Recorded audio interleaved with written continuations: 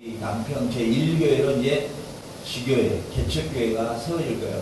그래서 이제 오늘은 사모님하고 이렇게 해서 몇 분만 오후에 늦은 시간 여러분들 우리 음악 연습 끝나고 이제 다녀오고, 그 다음에 다음 주에는 여러분들이 전체 함께 가서 거기서 우리 지금 비전트를 위해서 준비한 이 1시간 30분짜리를 거기서 복음을 전하고 또 쪽복음도 가지고 와서 이제 복음을 증거할 거예요. 그래서 이제 페르나도 목사님 그 동네 사람들한테 전부 강구해서 이제 다음 주에 가서 우리가 거기서 복음도 전하고 거기서 우리가 또 함께 여러분들 복음 선포도 하게 됩니다.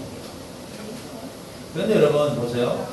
그 림비오 지역에 이미 예수 안에 들어있지 않는 자들은 이미 아담 안에서 다 죽어버린 존재예요. 그러니까 여러분 죽어버린 존재와 결혼하는 우리 크리스찬들 너무 많아요. 이 비극이에요. 알겠어요? 그 크리스찬이 아닌 사람과 함께 거듭나지 않는 사람과 함께 사업하고 무슨 일하고 서로 응원하고 의지하고. 여러분 혹시 세멘테리오 알죠? 우리 세멘테리오? 네? 세멘테리오. 그러면 세멘테리오 앞에 가가지고 여보시오 여기 공동묘지 집같이 생겼죠? 그죠? 거기 가가지고 이호실에 있는 김씨 나하고 오늘 은원 좀 은원 좀 해볼까? 이런 미친 사람이죠. 지금 예수 안에 있지 않는 자는 다 죽어버린 존재예요. 여러분들이 이런 영적인 분별력을 가지셔야 돼요. 알겠어요?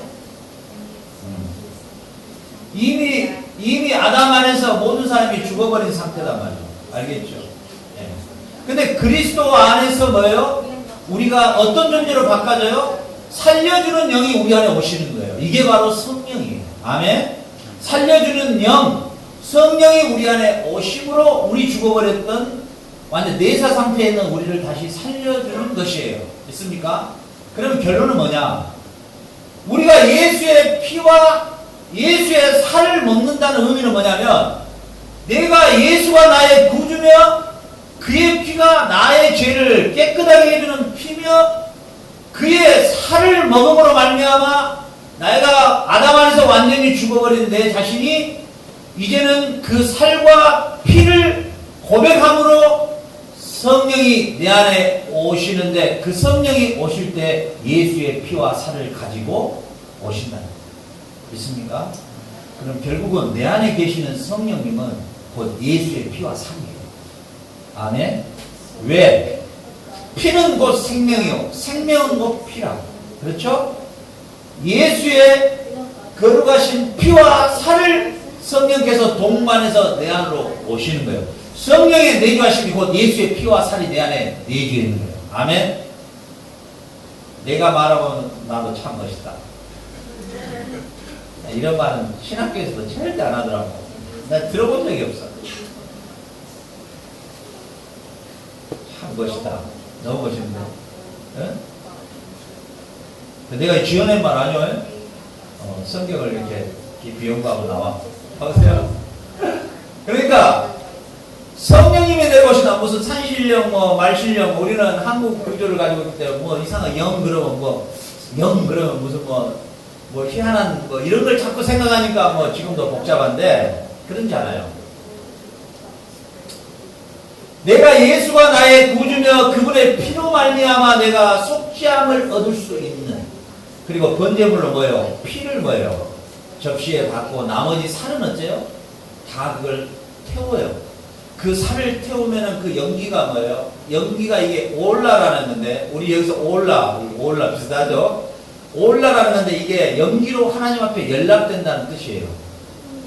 무슨 말이냐면 피는 죄를 정결케 하고 연기는 하나님이 흠양하시는데 그 흠양이 뭐냐면은 온전한 희생,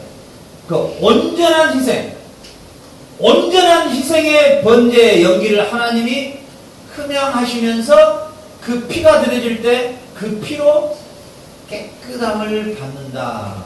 이런 뜻이에요. 아멘? 그 무슨 말이냐?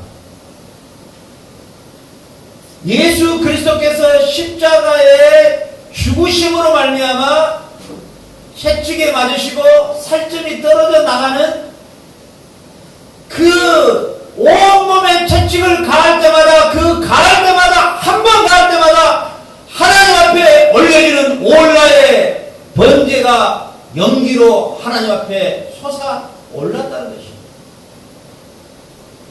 이사야서 53장 10절에 하나님은 그 자기 아들의 수고로움을 통하여 만족하셨다는 거예요. 왜 만족했느냐?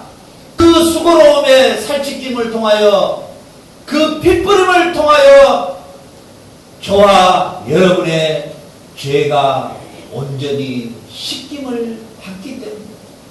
아멘. 이것이 하나님의 사랑입니다. 여러분, 하나님 사랑해야 돼요.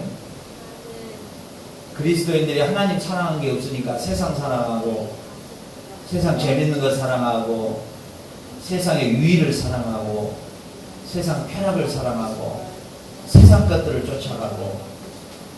하나님 사랑해요 말은 하는데 뭘 사랑해요 이렇게 물어보면 잘 모르는 것 같아요. 하나님을 사랑한다는 것은요, 하나님을 내가 진짜 사랑한다는 거 뭔지 알아요? 내가 진짜 하나님을 사랑한다, 이것은요 그냥 내가 사랑한다 이렇게 자기 체면을 걸면 안 돼요. 그렇게 되면 그게 굉장히 큰 문제가 돼요, 신앙에. 근데 이게 자기 체면 속에 들어간다 참 안 된다 보면 그렇지 않아요. 하나님을 사랑할 수 있는 유일한 길은요, 하나님의 말씀을 통해서 하나님이 나를 얼마나 사랑했다는 것을 알 때 내가 사랑할 수 있어요. 아멘. 하나님이 하나님의 말씀을 통해서 나를 어떻게 사랑하고 있다는 것을 내가 알 때 아는 만큼만 내가 하나님을 사랑하게 돼요.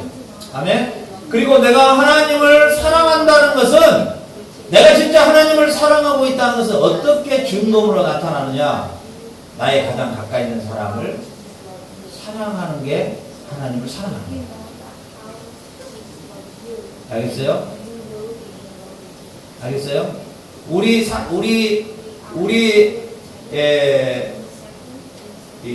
지민협회가 누구지? 지민협회가 누구지? 쓰리. 우리 쓰리를 내가 그동안 못 봐가지고 눈을 좀 마주쳐야 되니까 저 사모님 뒤에 앉아봐. 쓰리. 나 눈을 좀 마주치고 설교하고 있어야.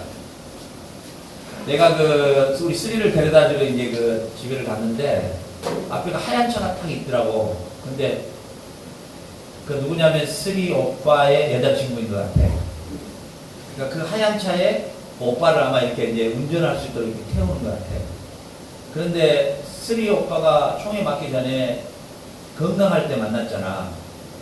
그런데 이제 이 뒤에 척추를 맞아버렸으니까 하반신을 못 쓰는 거죠. 어떻게 보면. 그런데 그 쓰리 오빠를 지금도 사랑하고, 그 쓰리 오빠의 그 차를 이렇게 운전석에 앉혀주는 보조 역할을 하고 있는 것을 보면서 내가 돌아오면서 생각을 해봤어요. 참 사랑이 위대하다. 사랑이 위대. 어떻게 보면은 정상적인 결혼생활을 할 수 없도록 기능이 다 상실됐던 거죠, 상황이. 그런데 도대체 그러면은 저 자매는 우리 쓰리 오빠를 지금 왜 끝까지 사랑하고 있을까? 이거에 대한 굉장한 생각을 많이 해봤어요. 사랑이라는 거. 내가 하나님을 사랑한다. 내가 하나님을 사랑한다. 그러면 내가 하나님을 사랑한다고 했을 때 어떤 분명한 인식되는 게 있어야 사랑하게 되는 거죠. 그러니까 과거에 쓰리 오빠를 사랑했던 그 자매는 과거에 쓰리 오빠와의 그 관계성을 통해서, 사귐을 통해서 지금 현재 그 사랑했던 대상이 어떤 상태로 변했든지 간에 그 사랑은 더 커져버렸다는 것이죠. 오히려 더 커졌다는 거예요. 비록 아무런 기능이 없고 나에게 아무런 유익을 줄 수 없는 대상이 됐을지라도 나는 그를 더 사랑하게 되어버렸다는 거예요. 더 사랑한다는 거죠. 왜? 기능이 상실될수록 더 사랑한다는 거죠. 내가 이 사람을 더 사랑해줘야 되겠다는 거죠. 나는 이 사람을 다 사랑해야 되겠다는 거예요. 여러분, 인간의 사랑만큼도 하나님을 사랑하지 못한 크리스찬들이 90%입니다. 무슨 말이에요? 하나님의 기능이, 하나님이 나를 도울 수 있는 아무것도 없다 할지라도 여러분 사랑할 수 있겠어요?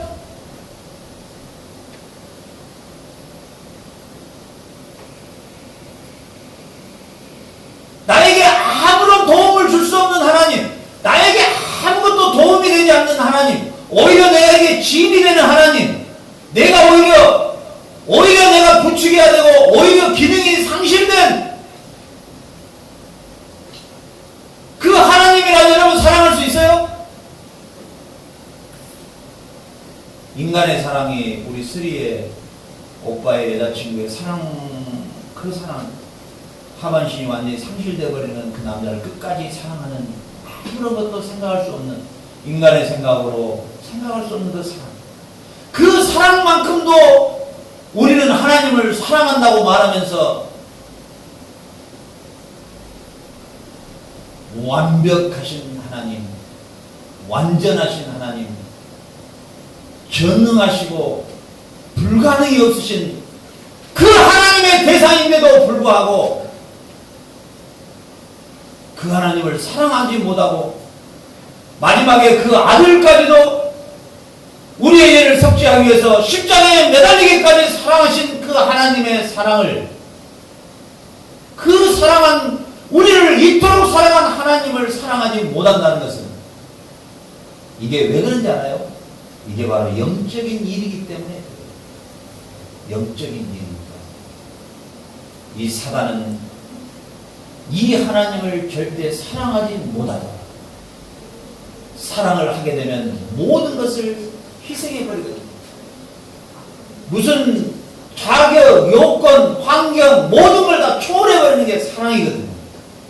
이 사랑을 했던 사람이 바로 사도 바울인 것입니다. 그는 빌립보서 4장 13절에 이렇게 기록해요. 내가 풍부에 처할지도 하고 내가 가난에 처할지도 하고 내가 온갖 고난과 시련과 돌에 맞음과 배고픔과 맹수에게 잡혀 죽을 뻔한 것과 돌에 맞아 죽을 뻔한 그런 고통이 있었지만 나는 내게 능력 주시는 그 하나님 안에서 모든 일을 할 수 있었다. 그리고 로마서 8장 30절에서는 누가 이 그리스도의 사랑에서 우리를 끊을 수가 있으리요? 환난이나 기근이나 핍박이나 어떤 것에서도 이 예수의 사랑에 우리는 절대로 관계를 끊을 수 없는 관계라고, 그렇게 하나님의 사랑에 감동의 물결에 걷잡을 수 없는 표현을 했던 그 바울의 그 사랑이 바로 하나님의 사랑을 진정으로 알았던 것입니다. 여러분도 오늘 이 시간에 하나님의 사랑을 여러분들이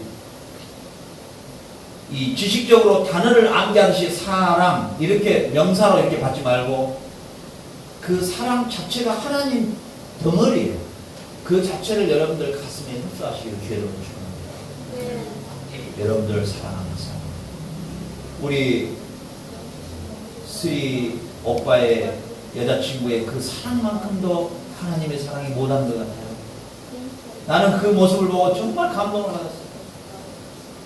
정말 한 연인의 사랑도 저렇게까지 가는구나. 하물며 하나님의 사랑은 자기 아들까지도 십자가에 내준 사랑이에요. 그 엄청난 사랑을 우리에게 확증해 주었는데 로마서 5장 8절에 우리가 죄인 됐을 때 그 아들을 십자가에 주심으로 우리에 대한 사랑을 확증했다 그랬어요. 우리에 대한 사랑이 얼마나 큰가를 보여주셨다 그랬어요. 여러분, 이 하나님을 사랑하시기를 주의 이름으로 축원합니다. 이 하나님을 사랑해야 돼요. 이 하나님을 온 마음과 몸과 마음과 뜻을 다하여 이 하나님을 사랑해야 돼요. 하나님을 사랑한다는 건 뭡니까? 그분과의 사귐이에요. 사귐은 무엇입니까? 어둠에서 빛으로 옮기는 삶이에요. 하나님을 사랑한다 하면서 그의 계명을 어기는 자는 거짓말하는 것이라고 요한일서에는 기록되어 있는 것입니다. 여러분, 오늘 예수님께서는 내 피와 내 살을 먹어야만 할 것이다. 왜 이 말씀을 하셨는가? 다시 한번 성경을 살펴보도록 하겠습니다. 창세기 2장 23절. 자, 우리 같이 한번 읽어봐요. 시작. 아담이 이르되 이는 내 병이 빼어 살 중에 살이라 이것을 남자에게서 취하였는지 여자를 부르라 하리라. 자, 아담 안에서 하와를 취했는데 이는 내 뼈 중에 뼈요 살 중에 살이라 이렇게 말하죠. 그러면은 아담과 하와는 본래 연합체라는 거죠. 연합. 그렇죠? 한 몸이라는 것이죠. 한 몸. 그렇죠? 네. 원래 한 몸으로 하나님이 창조하셨어요. 여자와 남자를 한 몸으로. 그렇죠? 자, 근데 로마서 6장 5절에 이렇게 기록됐어요. 만일 우리가 그의 죽으심과 같은 모양으로 연합한 자가 되었으면 또한 그의 부활과 같은 모양으로 연합한 자도 되리라. 자, 그래서 이제 답이 점점 나오기 시작합니다. 자, 이게 무슨 말이냐? 내가 그리스도와 함께 연합한 자, 한 몸으로 이루어지는 유일한 방법이 뭐냐면은 예수의 피와 살을 먹고 마시는 것 외에는 없어요. 방법이. 무슨 말이에요? 예수의 피와 살을 너희들이, 나의 살과 나의 피를 너희가 먹어야 할 것이다. 이렇게 예수님이 말씀하신 의미는 곧 너희가 나와 함께 한 몸이 이루어져야 될 것이다. 너희가 나와 함께 한 몸이 이루어져야만이 영원한 생명이 있는 것이다. 무슨 말이냐면 너희들이 나와 함께 한 몸을 이루어야만이 내 피와 내 살이 너희의 육체의 흐름으로 너희도 영원한, 살려주는 영원한 영생의 생명을 얻게 될 것이다. 예수님이 지금 요한복음에서 이 말씀을 하시는 거예요. 그러면 결론이 뭐예요?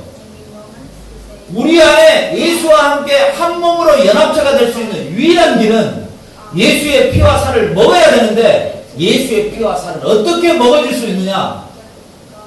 오늘 창세기와 레위기서에 기록된 피는 곧 생명이요 생명은 곧 피인데 그 피는 죄를 깨끗게 하는 효과를 나타내는데 그 짐승의 피가 아니라 십자가에서 우리의 죄와 허물을 깨끗하게 해주시기 위해서 우리 지민이처럼 저렇게 눈을 감고 있지만은 이것만큼은 그래야 돼. 그 예수의 십자가에 흘리신 그 피가 내 죄를 깨끗게 해주시는 100%의 효과가 있음을 인정하고 고백하고 그 예수가 십자가에서 지키신 살과 그 창자국과 못자국을 통하여 떨어져 나간 그 살이 하나님 앞에 번제의 제물로 하나님이 받아주셨던 것처럼 예수의 그 살과 예수의 그 피의 채찍 맞으심이 그 맞으심이 곧 나의 죄와 허물을 온전케 하시는 예수의 피와 살을 고백할 때에 그때에 우리 안에 누가 오신다고요? 성령께서 오시는데 그냥 빈손 들고 오시는 게 아니라 뭘 가지고 오신다고요? 예수의 피와 살을 가지고 동반하여 오시는 것이요. 이 말도 내가 해놓고 보니까 진짜 멋있다. 야, 응?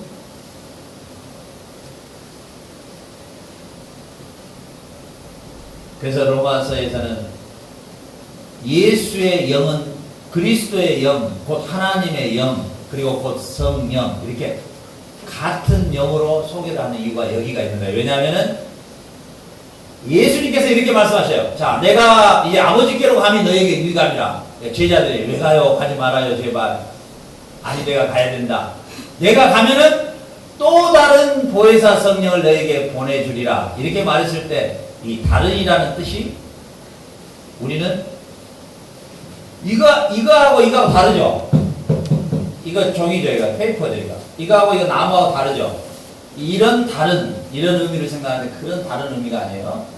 뭐냐면은 이거와 여러분이 앉고 있는 의자는 같아야 틀려요. 같은 나무로 된 거죠. 형태가 다른 이런 뜻이지 본질은 같다는 거예요. 내가 아버지께로 감히 유익함이라 내가 똑같은 본질로 다시 오겠다 이런 뜻이에요. 그게 뭐예요? 예수님께서 뭐예요? 예수님께서 다시 뭐예요? 성령으로 우리 안에 오시는 거예요. 알겠죠? 성령으로 오시는데 뭘 가지고 동반해 오신다고요? 그리스도의 피와 살을 동반해 우리 안에 오시는 거예요. 그래서 이제 내가 산 것은 내가 산 것이 아니요 내 안에 누가 사신 것이다? 그리스도께서 사신 것이다. 여러분 내 안에 지금 예수 그리스도께서 사셔요.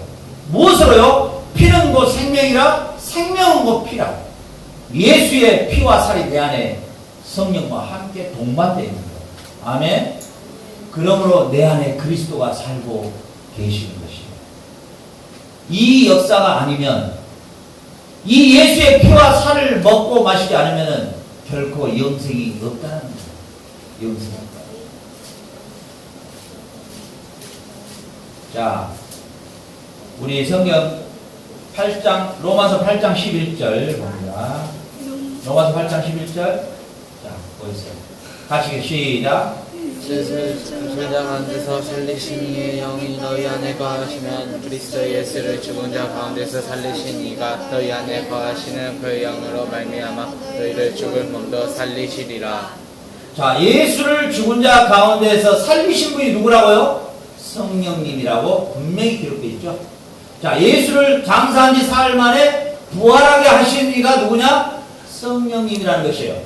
근데 너희 안에 그 예수님을 죽은 자 가운데 살리신 그 성령님이 거하시면 그리스도를 예수를 죽은 자 가운데 살리신 그 이가 너희 안에 거하시는 그 영으로 말미암아 너의 죽을 몸도 다시 살려주리라. 자, 무슨 말이에요?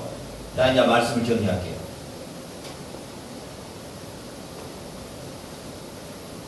자, 피는 건 뭐라? 생명이라. 생명은 건 뭐라? 피라. 그런데 이 피는 무슨 효과를 낸다고요? 죄를 깨끗게 하는 속죄의 효과를 낸다. 알겠죠? 자, 그런데 인간의 어떠한 피로도 우리 죄를 깨끗하게 할 수가 있다, 없다? 없다. 그래서 피로만, 정결한 피로만 우리의 죄를 깨끗하게 할 수 있다라는 표시로, 하나의 사인으로, 모형으로 어떤 제도를 하나님이 주셨다? 짐승의 피를, 그리고 짐승의 살을 태움으로 우리 죄를 깨끗게 하는 효과를 낼 수 있다는 것을 시청각 교육으로 보여주셨다. 알겠죠? 그런데 그 일을 유일하게 누구나 다 할 수 있느냐? 아니다. 그 피를 가지고 갈 수 있는 것은 유일하게 누구다? 대제사장만 1년에 딱 한 번 들어갈 수가 있다. 알겠죠? 그러나 그 제사장도 흠이 있으면 그 제사를 집행하다가 죽는다. 히브리서 11장에서 뭐라고 나타났어요? 이제 히브리서에서는 9장에서 예수님께서 대제사장으로 오셔서 온전한 자기의 피로, 십자가에서 흘린 피로, 그리고 찢기신 살로 온전히 어디로 들어갔다? 피를 가지고 어디로? 사람이 만든 지성소로 어디로 들어갔다? 하나님이 직접 계시는 보좌로 직접 가지고 가셨다.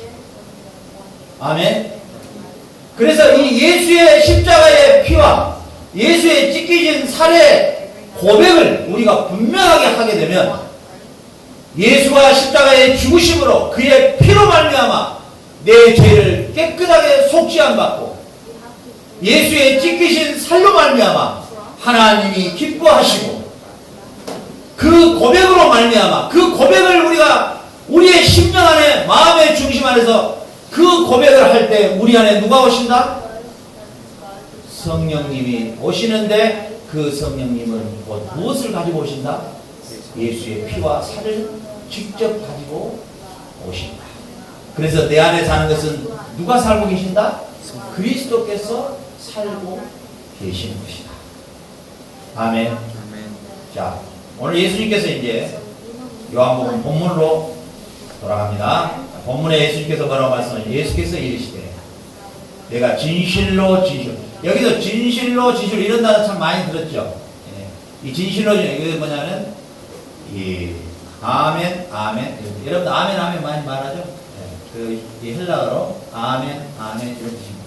아멘 아멘, 이건 강조 구문이에요. 무슨 말이냐면 진짜 이것만큼은 너희들 알아야 된다. 그래서 6장에 보면은 요한복음에서 6장 전체가 가장 길어요. 설명이, 예수님의 설명이. 예수님이 처음부터 끝까지 예수님이 설명하셔요. 너무 중요하니까. 내가 진짜 내가 너희들에게 말하겠는데 이것은 불변이다. 이건 변할 수 없는 거고 다른 건 다 놓쳐도 이건 놓치지 마라. 나의 살을 먹지 아니하고 나의 피를 마시자면 너희 속에 이 생명은 조회라는 거예요. 조회. 이 조회라는 말은 뭔 말이냐면은 eternal life예요. 에테르나 비다예요. 알겠어요? 영원한 영생이 없다. 이렇게 말씀하셔버려요. 이거 어마어마한 일이에요. 어마어마한 일이에요. 어마어마한 일이에요. 진짜 이거. 어마어마한 일이라고요. 이거 어마어마한 일이야. 내가 봐도 어마어마해. 이건 진짜. 야, 이거 큰일 났다. 이거. 이 생각이 들어. 예수님이 딱 이렇게 말씀하셔. 내 살과 내 피를 먹지 않으면 너에게 에테르나 비다가 없다. 이터널 라이프가 너 없어. 그러면 결국 무슨 말이야? 너 어디야? 지옥 가라는 거야. 오병이의 기적을 보이신 목적은 뭐 제가 좀 다 망해라고 뭐 이달고 다 망해라고 뭐 빵 몇 개로 막 여기에 초점이 있는 게 아니고 너희들은 반드시 신앙 고백을 해야만 한다는 거야. 내가 누구인가에 대해서 정확하게 고백을 해야 한다는 거예요. 내가 누구인가를 정확하게 알아야 한다는 거예요. 아멘? 여러분, 예수가 누굽니까? 예수 십자가에 흘리신 피가 무슨 의미입니까? 예수께서 창자국과 못자국을 받으시면서 채찍에 떨어져 나간 그 살덩어리가 무슨 의미입니까? 이 의미를 오늘 여러분들 이 예배를 통해서 확실하게 고백해야 됩니다. 아멘. 그 고백이 확실할 때 성령께서 너희 안에 오시는데 내 살과 내 피를 가지고 너희 안에 들어갈 것이다. 이 말이에요. 그럼 결국은 뭐야? 신앙 고백이 안 되면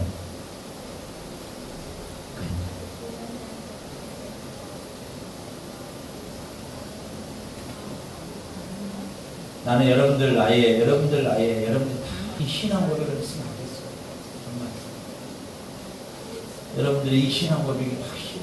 이게 5 곱하기 5는 뭐 25 이런 고백이 아니라 여러분이 예수의 십자가의 그 피가 예수의 그 찢기신 살점이 도대체 무슨 의미인가를 여러분 확실하게 알고 확실하게 고백해야 돼요. 아멘? 그 고백이 확실할 때 성령께서 우리 안에 오시는데 예수의 피와 살을 가지고 동반해서 들어오신다는 거야.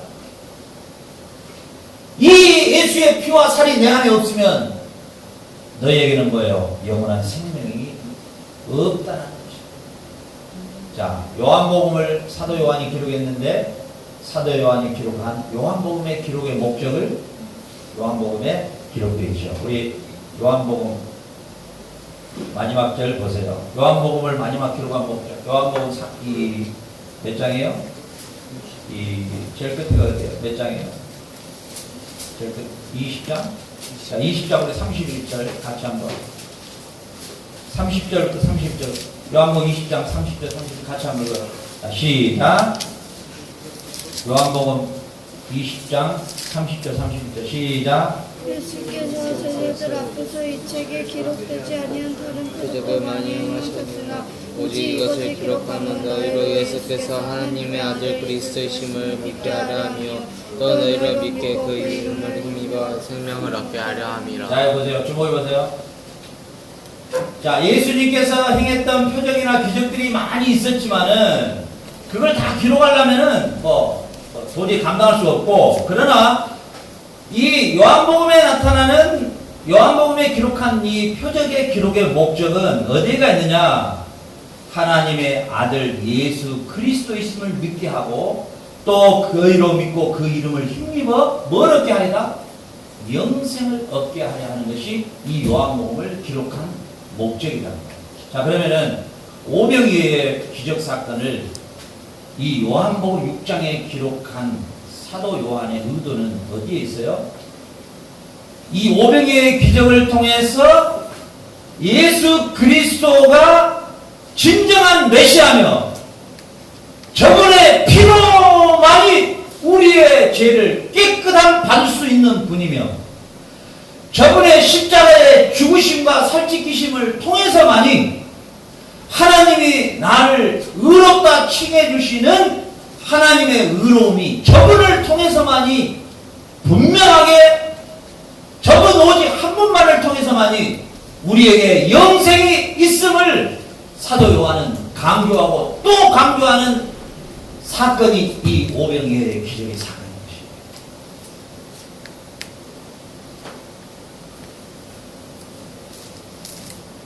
내가 이제 만약에 우리 쓰리 오빠 여자친구가 나 당신 사랑하는 마음 지금도 여전해요 하면서 아프기 시작한 날부터 갑자기 소식이 끊어지고 점점 멀어지고 나 바빠요 뭐 어쩌고 이러면서 멀어졌다. 그 고백은 참이에요 거짓이에요? 거짓이죠.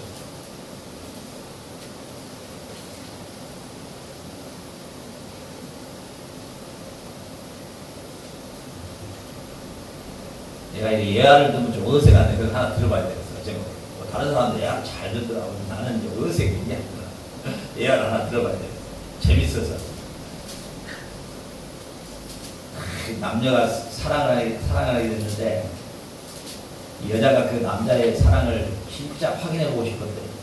결혼을 해야 되는데 내가 저 남자하고 과연 지금 결혼을 해야 되는가 그래가지고 이게 여자가 그 남자의 사랑을 확인하기 위해서 이렇게 100일 동안 당신이 나를 진짜 사랑하면 항상 눈이 오나 비가 오나 100일 동안 내 창문 밖에 와서 손을 흔들어주고 가. 근데 그것도 시간도 딱 하필이면 굉장히 잠이 와야 돼. 12시 반에. 저는 12시 반에 가서 말이 그렇지 100일 동안 아무리 사랑한다 해도 100일 동안 그 여자가 이렇게 창문을 쳐다보면 그렇게 흔들어주고 가는 것이 이제 그렇게 이제 이야기를 했대요. 그랬더니 용서하지 말라고. 내가 그거 못하겠냐고. 당신 사랑하는 마음이 어떤 마음인지. 그래가지고 이제 시작을 했는데 진짜 이 남자가 비가 막 쏟아지는데도 막 12시 반에 와서 그리고 막 비옷을 입고 이래가지고 막 그리고 너무너무 감동을 와. 내가 이제 저 남자하고 진짜 결혼해야 되겠다. 그래가지고 마지막 날 보니까 비가 막 억수가 쏟아지는데 막 비옷을 노란 비옷을 막 이렇게 했는데 너무 감동 막 자기도 막 눈물을 주체할 수 없어서 막 밖에 뛰어나갔대. 막 뛰어가지고 그 남자를 막 탁 안으면서 진짜 당신은 나 사랑하는 사람이요. 난 당신과 결혼해야 되겠어. 그랬더니 보니까 사람이 달라. 저 알바생인데요. 알고 봤더니 그 남자가 돈 주고 매일 12시 반에 가서 흔들어가고. 저도 애하니까 좀 어색하죠. 약간 썰렁하죠. 근데 제가 무슨 말 하고 싶냐면 이 애가 상당히 좀 설득력이 있어야만 하는데 내가 진짜 사랑하는 대상이 있으면 알바생을 쓸 수가 없는 거예요. 그 말은 뭔 말이냐면 내가 하나님과의 사랑에 누가 끼어들 수 없는 거예요. 나와 하나님과의 뜨거운 사랑입니다. 근데 인간은 반드시 내가 하나님의 사랑을 어떻게 받고 있느냐를 분명히 알 때만이 내가 사랑을 할 수 있게 돼 있어요. 알겠죠? 근데 하나님의 사랑이 어떠했다는 것을 내가 알 수 있는 유일한 방법은요, 성경의 말씀을 통해서만이 알 수 있어요. 그럼 결국은 뭐예요? 여러분이 성경을 볼 때 하나님이 나를 어떻게 사랑했는가의 관점에서 성경을 읽기 시작하면 이렇게 온 덩어리가 사랑 덩어리예요. 어떤 사건에서도 다 하나님이 나를 어떻게 사랑하고 있는가의 관점에서 성경을 읽기 시작하면 하나님은 사랑이시다라는 그 말이 진짜 내게 들어와요. 그것이 내게 완전히 잡힐 때 드디어 내가 하나님을 사랑하게 돼요. 근데 하나님이 뭐라고 요구하시냐면요, 가장 사랑하는 사람이 요구한 건 다 듣게 돼 있죠. 하나님은 딱 이렇게 말씀하셔요. 한마디로 네 몸과 마음과 뜻과 정성을 다해 나를 사랑하고 그 다음에 내 이웃을 네 몸처럼 사랑해. 이렇게 결론을 딱 내리셔버려요. 그럼 결국은 뭡니까? 내가 하나님을 진짜 사랑하는 존재예요. 내가 하나님을 얼마나 사랑하는 존재인가의 척도, 이 잣대는 어디서 볼 수 있냐면, 네가 네를 사랑하는 자를 사랑하면 그것은 누구나 할 수 있는 일이다. 예수님이 이렇게 말씀하시죠. 네를 사랑하지 않는 자를 사랑하는 것이 진짜 사랑이다 그러잖아요. 결국은 뭐예요? 내가 하나님을 사랑하는 만큼이 어디까지냐는 것을 정확히 알 수 있는 것은 나를 사랑하지 않는 대상을 얼마나 사랑하고 용서하고 이해하고 관용하고 포용하고 관대하고 불쌍하게 여기느냐가 내가 하나님을 사랑하는 뭐예요? 그 척도예요. 척도. 그래서 우리 영환이가 하나님 사랑을 쉽게 알게 되면 이제 원금 회수가 잘 안 되더라도 사랑하게 되죠. 요즘에 인자는 정확하게 들어오겠지. 금요일날 정확히 들어오지. 원금들이나 빌려준 돈 잘 안 들어와. 그러면 이제 연체가 붙게 되고 그 이자가 이제 더블이 되는 거지. 안 줘버려 아예? 아예 원금 자체를 안 줘버려? 조금씩 빠져요, 조금씩. 조금씩 빠져나가. 그럼 그건 뭐 분할 상황이네. 그날에. 고정금리도 안 되고 이제 문제가 심한데. 하여튼간에 이제 결론을 제가 결론 내릴게요. 결론 내릴게요. 자, 결론 내. 자, 하여튼 불안한 상황인데 여러분 상환하세요. 남의 돈을 이제 빌렸으면 해야죠. 이자도 정확히 갚으시고. 자, 그런데 자 보세요.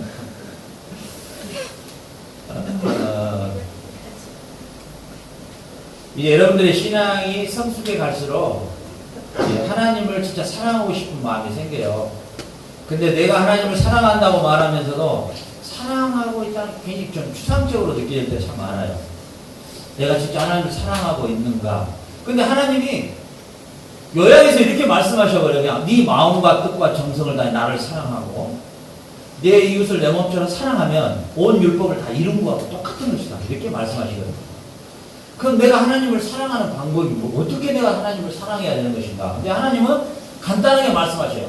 네 이웃을 사랑하는 것이 곧 나를 사랑하는 것이고 네 눈에 보이는 형제를 사랑하지 아니한 자가 어찌 나를 사랑한다고 말할 것이냐. 그리고 마태복음 24장에서는 네가 내 배고팠을 때 밥 줬느니라 내가 감옥에 있을 때 갇혔는데 너가 나 찾아왔느니라 어쩌느니라 언제 저가 그랬나요? 그러니까 네 눈에 보이는 형제에게 그렇게 한 것이 곧 나한테 한 것이다. 이렇게 결론을 내리셔요. 그 결론은 뭐냐면요.